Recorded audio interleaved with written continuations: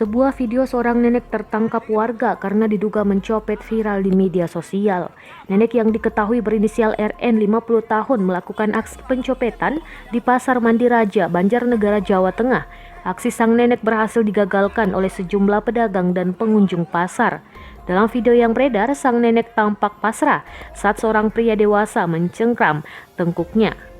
Pria tersebut menginterogasi nenek dengan kata-kata kasar. Beberapa kali kepala nenek juga tersentak karena kain hijabnya dijambak oleh warga. Bahkan dari video berdurasi 19 detik tersebut ada seseorang yang berteriak bunuh saja.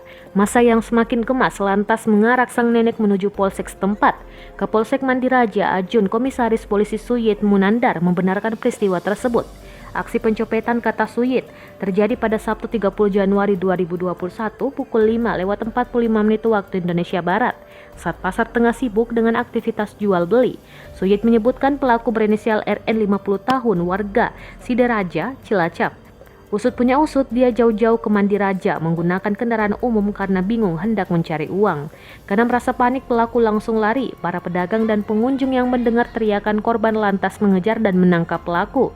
Suyit mengungkapkan saat sampai di Mapolsek tidak ada luka fisik yang dialami si nenek. Untuk menghindari aksi main hakim sendiri, pelaku dititipkan di kantor balai desa. Malam harinya pukul 21 waktu Indonesia Barat, polisi akhirnya dapat menghadirkan korban dan para saksi. Saat di sidang, RN pun mengaku bahwa dirinya memang berusaha mencopet. Dengan berlinang air mata, nenek ini minta maaf dan berjanji tidak akan mengulangi perbuatannya lagi.